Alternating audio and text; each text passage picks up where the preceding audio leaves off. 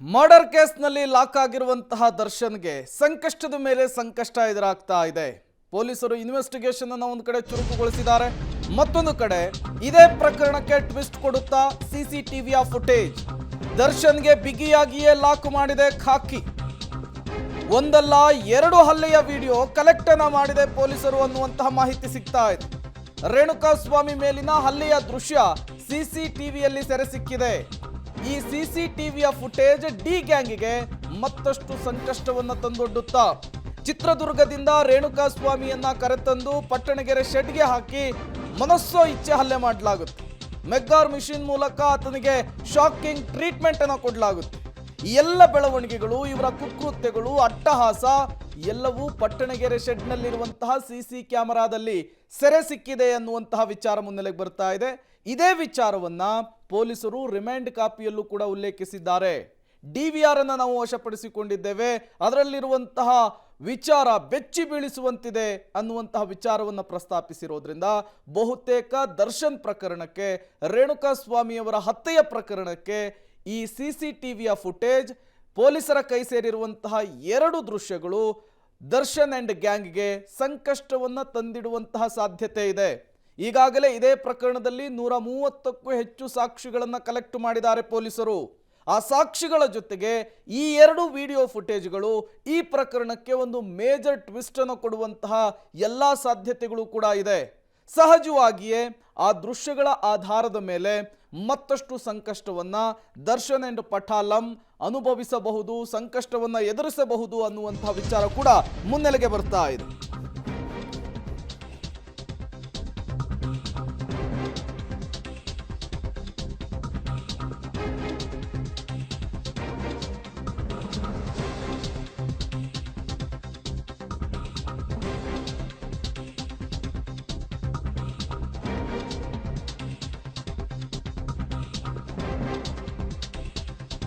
ಈ ರೇಣುಕಾಸ್ವಾಮಿ ಮೇಲೆ ಹಲ್ಲೆ ಮಾಡಬೇಕಾದ್ರೆ ಅಲ್ಲಿದ್ದಂತಹ ಆರೋಪಿಯೊಬ್ಬ ಮೊಬೈಲ್ನಲ್ಲಿ ಅದನ್ನು ರೆಕಾರ್ಡ್ ಮಾಡ್ಕೊಂಡಿದ್ರಂತೆ, ಚಿತ್ರೀಕರಣ ಮಾಡಿದಂತೆ ಹಲ್ಲೆ ಮಾಡೋದನ್ನು. ಅಂದರೆ ದರ್ಶನ್ ಹೊಡೆಯೋದು, ಪವಿತ್ರ ಗೌಡ ಹೊಡೆಯೋದು, ಬೇರೆಯವ್ರು ಹೊಡೆಯೋದೆಲ್ಲ ಎರಡೆರಡು ಮಹತ್ತರ ಸಾಕ್ಷಿಯನ್ನು ಈಗ ಪೊಲೀಸರು ಕಲೆ ಹಾಕಿದ್ದಾರೆ. ಹಲ್ಲೆ ನಡೆಸುವ ಮೊಬೈಲ್ ವಿಡಿಯೋ, ಅಂದರೆ ಇವನು ರೆಕಾರ್ಡ್ ಮಾಡ್ಕೊಂಡಿದ್ದಾನಲ್ಲ ಅದು, ಮತ್ತು CCTV ಫುಟೇಜ್. ಸೊ ಹಲ್ಲೆಯ ವಿಡಿಯೋವನ್ನು ಮಾಡಿದ್ದಂತಹ ಮೊಬೈಲ್ ಮತ್ತು CCTV DVR ಎರಡನ್ನೂ ಕೂಡ ಪೊಲೀಸರು ವಶಕ್ಕೆ ಪಡ್ಕೊಂಡಿದ್ದಾರೆ. ನನ್ನ ಪ್ರಕಾರ CCTV DVR ಅನ್ನು ಮೊದಲನೇ ದಿನವೇ ಪಡ್ಕೊಂಡ್ಬಿಟ್ಟಿರ್ತಾರೆ. ಫಸ್ಟ್ ಡೇ ಶೆಡ್ಗೆ ಹೋಗ್ತಾರಲ್ಲ ಪೊಲೀಸರು, ಅವತ್ತೇ ತೊಗೊಂಡಿರ್ತಾರೆ. ಅವತ್ತೇ ಅದನ್ನು ಪರಿಶೀಲನೆ ಮಾಡಿ ಇವರು ಹೊಡೆಯೋದು ಬಡಿಯೋದು ಎಲ್ಲ ಇದೆಯಾ ಇಲ್ವಾ ಎಲ್ಲ ಚೆಕ್ ಮಾಡ್ಕೊಂಡಿರ್ತಾರೆ. ಬಟ್ ಇವನು ಬುದ್ಧಿವಂತನ ದಡ್ಡನ ಗೊತ್ತಿಲ್ಲ, ಅದನ್ನು ರೆಕಾರ್ಡ್ ಮಾಡ್ಕೊಂಡಿದ್ದಾನೆ. ಸಾಮಾನ್ಯವಾಗಿ ಕೊಲೆಗಿಲೆ ಮಾಡಬೇಕಾದ್ರೆ ಯಾವುದೇ ಸಾಕ್ಷಿ ಸಿಗದೇ ಇದ್ದಂಗೆ ನೋಡ್ಕೋತಾರೆ. ಬಟ್ ಆ ರೆಕಾರ್ಡ್ ಮಾಡ್ಕೊಳ್ಳೋದು ಒಂದು ದೊಡ್ಡ ಸಾಕ್ಷಿ ಆಗುತ್ತೆ ನಾಳೆ ದಿನ ಅಂತ ಯಾರಿಗೂ ಗೊತ್ತಾಗ್ಲಿಲ್ವಾ. ಇವನು ಶೂಟ್ ಮಾಡ್ಕೋತಾ ಇದ್ದಾಗಲೂ ಅವರೆಲ್ಲ ಶೂಟ್ ಮಾಡಪ್ಪ ಪರವಾಗಿಲ್ಲ ನೀನು ಚಿತ್ರೀಕರಣ ಮಾಡು ಅಂತ ಬಿಟ್ರ ಗೊತ್ತಿಲ್ಲ. ಬಟ್ ಅದನ್ನು ಒಬ್ಬ ಚಿತ್ರೀಕರಣ ಮಾಡಿದಾನಂತೆ ಮೊಬೈಲ್ನಲ್ಲಿ. ಅದಕ್ಕೆ ಮೊದಲನೇ ದಿನವೇ ಎಲ್ಲರ ಮೊಬೈಲನ್ನು ವಶಕ್ಕೆ ಪಡ್ಕೊಂಡ್ಬಿಡ್ತಾರೆ.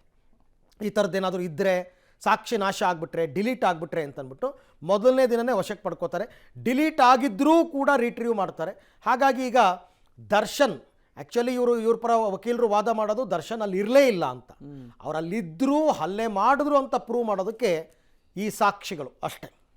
ಈ ಬಗ್ಗೆ ಮತ್ತಷ್ಟು ಮಾಹಿತಿ ನನ್ನ ಕೊಲೀಗ್ ನರಸಿಂಹಮೂರ್ತಿ ಅವರಿಂದ ಪಡ್ಕೋತೀನಿ. ನರಸಿಂಹಮೂರ್ತಿ, ಸಾಮಾನ್ಯ ಯಾವುದೇ ಪ್ರಕರಣದಲ್ಲಿ ಕೋರ್ಟು ಪ್ರತ್ಯಕ್ಷದರ್ಶಿಗಳಿಗೆ ಮೊದಲ ಆದ್ಯತೆಯನ್ನು ಕೊಡುತ್ತೆ, ಅವ್ರನ್ನ ಪ್ರೈಮರಿ ಎವಿಡೆನ್ಸ್ ಅಂತ ಕನ್ಸಿಡರ್ ಮಾಡ್ತಾರೆ.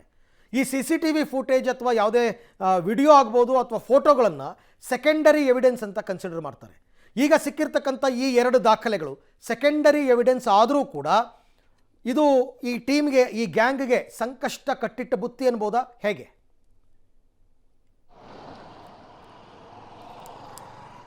ನಿಜ, ಯಾಕಂತ ಹೇಳಿದ್ರೆ ಮೊದಲ ಯಾರು ಈ ಒಂದು ಕೃತ್ಯವನ್ನು ನೋಡಿದ್ದಾರೆ ಅಂಥವ್ರನ್ನ ಕೋರ್ಟ್ನಲ್ಲಿ ಹೇಳಿಕೆ ಏನಿದೆ ಅದು ಪ್ರಮುಖವಾಗುತ್ತೆ.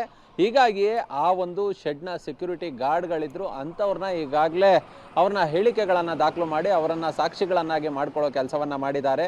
ಹೀಗಾಗಿಯೇ ಒಂದಷ್ಟು ಪ್ರಬಲವಾದಂತಹ ಸಾಕ್ಷಿಗಳನ್ನು ಅದ್ರ ಜೊತೆಗೆ ಕಲೆ ಹಾಕಬೇಕು ಅನ್ನೋ ನಿಟ್ಟಿನಲ್ಲಿ ಅವತ್ತು ಇವರು ಹಲ್ಲೆ ಮಾಡಿದಂತಹ ಸಂದರ್ಭದಲ್ಲಿ ಒಬ್ಬಾತ, ಆರೋಪಿಗಳಲ್ಲಿ ಒಬ್ಬಾತ ಮೊಬೈಲ್ನಲ್ಲಿ ವಿಡಿಯೋ ಚಿತ್ರೀಕರಣವನ್ನು ಕೂಡ ಮಾಡಿದ್ದಾನೆ. ಇದು ಕೂಡ ಎಲ್ಲೋ ಒಂದು ಕಡೆ ಇವ್ರಿಗೆ ದೊಡ್ಡ ಸಂಕಷ್ಟವನ್ನು ಮುಂದೆ ತಂದೊಡ್ಡಬಹುದು. ಆ ಮೊಬೈಲನ್ನು ಸೀಸ್ ಮಾಡಿ ಆ ವಿಡಿಯೋವನ್ನು ಕೂಡ ಈಗಾಗಲೇ ಪೊಲೀಸರು ಸಾಕ್ಷಿಯಾಗಿ ಪರಿಗಣನೆ ಆರೋಪಣೆಯನ್ನು ಮಾಡಿದ್ದಾರೆ. ಮತ್ತು ಆ ಒಂದು ಶೆಡ್ನ ಪಂಚನಾಮೆಗೆ ಅಂತೇಳಿ ಹೋದಂತಹ ಸಂದರ್ಭದಲ್ಲಿ ಅಲ್ಲೊಂದು CCTV ಕೂಡ ಪತ್ತೆ ಮಾಡಲಾಗಿದೆ. ಆ CCTV DVRನಲ್ಲೂ ಕೂಡ ಇವರ ಹಲ್ಲೆಯ ದೃಶ್ಯಗಳು ರೆಕಾರ್ಡ್ ಆಗಿದ್ದಾವೆ. ಹೀಗಾಗಿ ದರ್ಶನ್ ಅಂಡ್ ಗ್ಯಾಂಗ್ ರೇಣುಕಾಸ್ವಾಮಿಯ ಮೇಲೆ ಹಲ್ಲೆಯನ್ನು ನಡೆಸಿರೋದಕ್ಕೆ ಸಾಕಷ್ಟು ಸಾಕ್ಷಿಗಳು ಸಿಕ್ಕಿದ್ದಾವೆ. ಈ ಸಾಕ್ಷಿಗಳನ್ನು ಆಧಾರವಾಗಿಟ್ಕೊಂಡು ಇದೀಗ ಎಲ್ಲರನ್ನ ವಿಚಾರಣೆ ಮಾಡಾಗಿದೆ. ಕೆಲವ್ರನ್ನಾಗಲೇ ಜೈಲಿಗೆ ಕಳಿಸಲಾಗಿದೆ. 13 ಮಂದಿಯನ್ನು 4 ಮಂದಿಯನ್ನು ಠಾಣೆಯಲ್ಲಿಟ್ಟು ಇದೀಗ ವಿಚಾರಣೆಯನ್ನು ಕೂಡ ಒಳಪಡಿಸಲಾಗ್ತಿದೆ.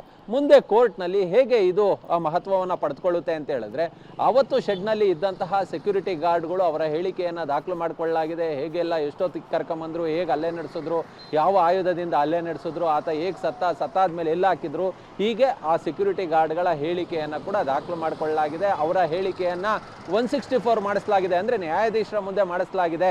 ಹೀಗಾಗಿ ಅದಾದ ಬಳಿಕ ಅದಕ್ಕೆ ಪೂರಕ ಸಾಕ್ಷಿ ಎಂಬಂತೆ ಇವರು ಹಲ್ಲೆ ನಡೆಸಿರ್ತಕ್ಕಂಥ ವಿಡಿಯೋಗಳು ಕೂಡ ಇದ್ದಾವೆ. ಇವು ಮುಂದೆ ಕೋರ್ಟ್ನಲ್ಲಿ ಯಾರ ಆರೋಪಿತ ಸ್ಥಾನದಲ್ಲಿರ್ತಕ್ಕಂತಹ ದರ್ಶನ್ ಮತ್ತು ಅವರ ಗ್ಯಾಂಗ್ಗೆ ಬಹುದೊಡ್ಡ ಸಂಕಷ್ಟವನ್ನು ತಂದೊಡ್ಡೋದಂತೂ ಗ್ಯಾರಂಟಿ. ಯಾರೇ